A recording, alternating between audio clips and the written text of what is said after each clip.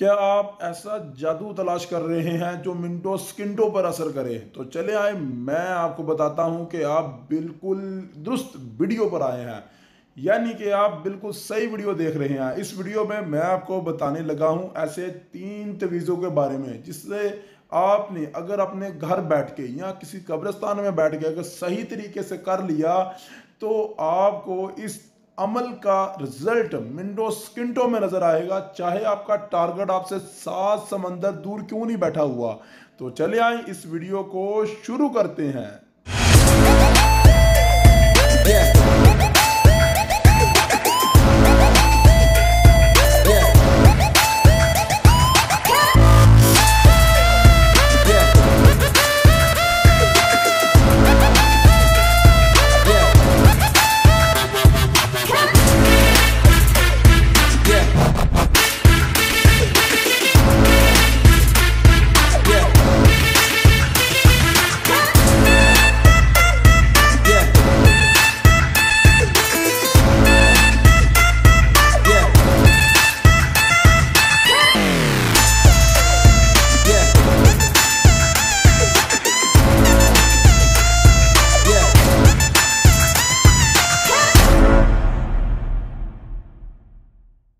ये पहला तवीज़ है जिसके बारे में अभी आपको बताता हूँ कि ये कैसे और कहाँ पर इस्तेमाल होना है।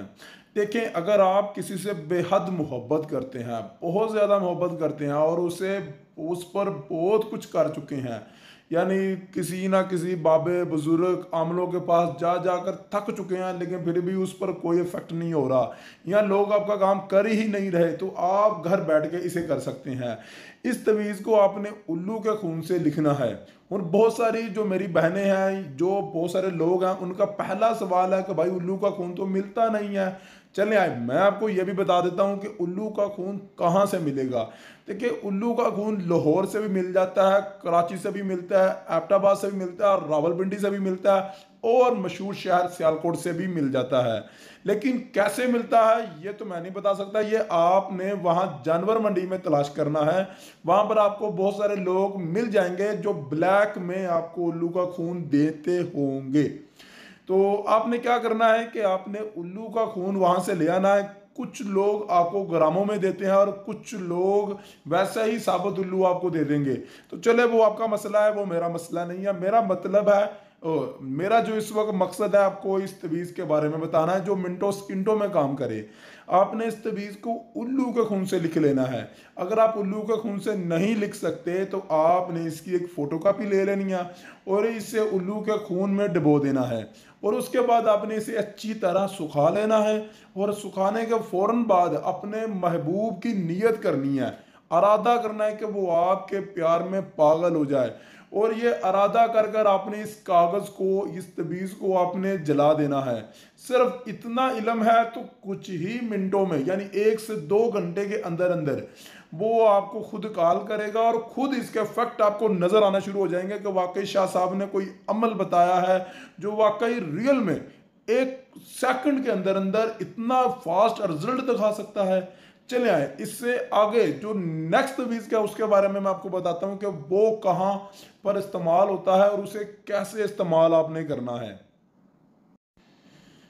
ये वाला तवीज़ अपने किसी दुश्मन को सबक सिखाने के लिए इस्तेमाल होता है, लेकिन इसकी खास खूबी ये है कि ये सिर्फ कब्रिस्तान में ही किया जा सकता है। हुन आप पूछेंगे कि कब्रिस्तान को लड़की जा नहीं सकती, तो कोई मसला नहीं है। आप अगर कब्रिस्तान नहीं जा सकते तो आप किसी अपने अजीज़ को, अपने कज़न को, अपने दोस्त को या अपने किसी रिश्तेदार को भी भेज सकते हैं। उसे इस इल्म के बारे में बता सकते हैं, समझा सकते हैं। समझाने के बाद उसे कब्रिस्तान में भेज सकते हैं कि भाई जाओ, ये वाला मेरे लिए इल्म करो। मैं नहीं कहता कि आप हम पर बिलीव करें और हम ही से करवाएं, या ज़रूरी नहीं है। हम यूट्यूब पर वीडियो बनाते हैं, बनाने का मकसद ये है कि जो चीज़ आपको यूनिवर्सिटी, कॉलेज या इधर उधर के माहौल में नहीं मिलती वो हम आपको इंटरनेट पर बताते हैं। और बहुत सारे लोगों का ख्याल गलत होता है कि ये 10-10 रुपए की किताबों से इल्म मिल जाता है। मैं आपको बताता हूँ कि वो सारा इल्म आपका टाइम वेस्ट करता है। हमने ये इल्म सीखा हुआ है, बहुत ही मेहनतों के साथ सीखा हुआ है।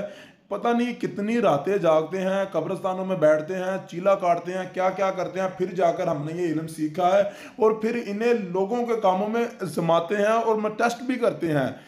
तब जाकर उनका रिजल्ट नजर आता है, तो फिर हम यूट्यूब पर बताते हैं कि देखो यार ये इल्म है, इसे करो, इससे तुम्हें फायदा होगा, इससे तुम अपना मकसद पा सकते हो।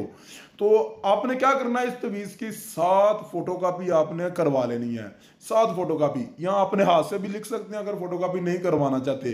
फोटोकॉपी की बैक साइड पर, यानी 7 के 7 फोटोकॉपी की बैक साइड पर अपने दुश्मन का नाम और माँ का नाम आपने लिख देना है। अगर उसकी तस्वीर है तो तस्वीर भी साथ आपने लगा देनी है।